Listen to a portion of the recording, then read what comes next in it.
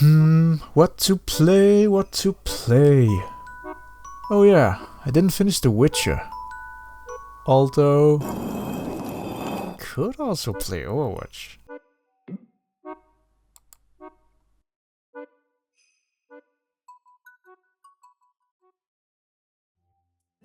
As I'm growing up and slowly amassing more and more responsibilities, it's like I get more easily exhausted, as if my brain has been filled up with anxiety and guilt from having to keep track of so much. Gaming has been a part of my life for as long as I can remember.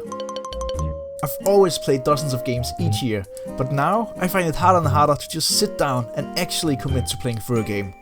I want to experience deep, meaningful stories, to get lost in another world, to feel something and grow alongside a character. But instead, I fall into habits of playing games like Vampire Survivors, Overwatch, or maybe even Risk of Rain. And while those games are genuinely fun and rewarding in the moment, I miss the feeling of completing a powerful narrative. When I think about my favorite games, I think of The Last of Us, Red Dead Redemption, Breath of the Wild, or maybe even Undertale. Games that left a mark on me. But these days, I don't replay them. I don't even start games like them anymore, even if I want to. So why does this happen? Why can I not commit to games that are just 10 hours long when I still manage to play maybe 20 hours of Overwatch in just a week?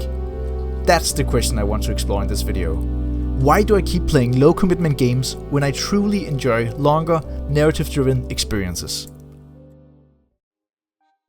When I say low commitment games, I'm talking about games that don't necessarily require too much of you. Games designed for quick sessions where you can play a little and step away at any time. Take Overwatch for example. Sure, there's a lot of mechanics to learn, but the overall structure is simple. You queue up, play the objective, and then you're done. When you're playing casually, it's a game you can jump into without thinking too much. No mental preparation, just moment-to-moment action. Or Vampire Survivors, a game with barely any controls, that consists of up to 30-minute matches that leaves you aching for more. These games usually strip away the most intimidating parts of any game. Commitment. Sure, games like Overwatch will require many hours if you want to rank up and improve, but any long-term goals are ones set by yourself. If you want to get to a certain rank, you can spend countless hours doing that. But if you just want to play a couple of matches, go right ahead. You'll have booted up a game, done whatever you wanted, and can now close it with some form of closure. But not only do you just play a few rounds and then be over with it, these games are designed in a way to keep you playing. Overwatch is built around giving the player constant feedback, whether that be through immaculate sound design that ping just the right parts of your brain when you get a headshot or kill, or maybe even the big numbers going up at the end of every match. Everywhere you look in Overwatch, there's dopamine to be had. I mean fuck, even loot boxes made a return. The same goes for Balatro, for example. There's bright colors everywhere, and if you get a good combo going, you're gonna be seeing massive numbers very quickly. I'm bound to lose the next 40 runs that I ever play, just to atone for the sins committed during this time. What does it come out to, brother? E19! And that's not even his final form, because we have yet... Every win gives you more money, which in turn lets you buy more upgrades that let you get bigger scores, more wins, more coins, and even more upgrades. So, yeah, it's a loop consisting purely of dopamine. So long as you win, of course. It's all one big Skinner box, designed to make you play for rewards or instant gratification, even if you don't want to. You might think this sounds like a new trend. Modern game design optimized for engagement and retention. But it's actually not. This has existed for decades. There's a game so iconic and so addictive that it even has its own psychological phenomenon named after it.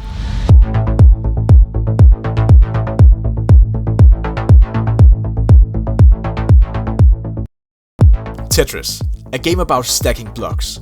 No story, no characters, just pure, uncut gameplay. You play as long as you can to reach the highest score. What?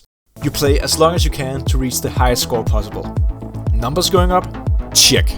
No end? Also check. A catchy tune? Of course, check. But Tetris did more than just keep people playing. It followed them after they stopped. People who played too much Tetris would start seeing the game in real life. Blocks falling from the sky, numbers going up in their dreams, how blocks would fit into real-world patterns when organizing their shelves or looking at the buildings around them. Across all its releases since its original release, Tetris has amassed over 500 million sales. So, game developers know what keeps us hooked. They also know how to make us spend our money. Whether they'll be through battle passes and cosmetics, 1,000 DLCs, or just through good game design, they get us, and sometimes our wallets, hooked. But if I want to play narrative-driven games, why don't I just do it? Well, you see, booting up Overwatch requires very little mental preparation for me, as I've done it hundreds of times, and I can play as little as 10 minutes at a time. Jumping into a larger game, I know I need to play for longer to get anything done, especially if it's a game as large as Elden Ring. You can spend hours on just a single boss, and it's not every day I'm gonna have the energy to put aside that much dedication for just one boss fight. Cause once it's over, and sure, I'll have had the satisfaction of beating a hard boss, but I know there's so much more to come. It's the whole idea of having to go through the whole game, rather than just having to beat each part.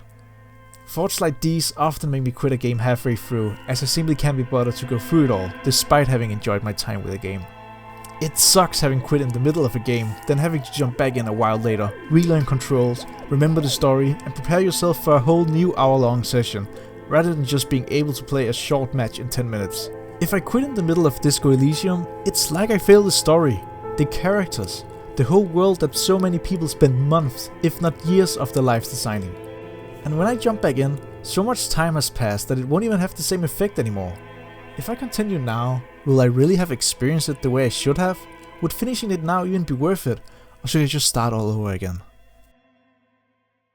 All this is not to say that I prefer one over the other. I enjoy both low commitment games and the big ambitious ones. I love Balatro, I love Vampire Survivors, and even though I hate to admit it, I do sort of love Overwatch. These games give me something that bigger, longer games often can't: accessibility. Because of everything mentioned before, these games are easier to pick up and just relax with for a short moment. If I only had long, story-heavy games to play, I honestly wouldn't play as much. To me, it's kind of like reading a book. I want to read more books, but it feels daunting. Not because I don't necessarily enjoy them, but because picking up a book means committing to a certain vibe or mood. It requires a specific kind of attention from me. Look at low commitment games as filler episodes, or short breaks to help recover in between larger games. We can easily assume that short-form content on social media is partly to blame. It's easy to get locked in a brain-dead doom-scrolling state where we only consume short 10 to 30 second videos. That's definitely not healthy for our attention spans, which games require a lot of. If I can't even watch a minute-long video, then how the hell am I supposed to play Disco Elysium for 23 hours? But as I mentioned earlier, this is clearly not a new thing for our brains. It's more like social media is amplifying our need for constant and instant gratification. This, coupled with simply having more responsibilities and things to see to, makes it harder for me to shut the world out and focus on a completely other world for even just an hour. So, how do we combat this? One solution is to simply play shorter games. You don't always have to commit to 50-hour open world games when there's a bunch of short games that have pretty impactful stories. Games that respect your time but still manage to leave a mark. Take Firewatch for example. It's only about 4 hours, but it still tells a personal story about isolation and regret. Or maybe a short hike, in which, as the name implies, you go on a short hike. It's a cozy game about talking to cute little animal people while finding ways to climb up a mountain and learning to believe in yourself. Both of these games, especially a short hike, have left an impact on me. Sometimes this is just what you need. A complete, satisfying experience you can finish in 1 or 2 sittings. Another solution is to set short-term goals. Take Elden Ring for example. It's not just a game, but more like a huge continent filled with content.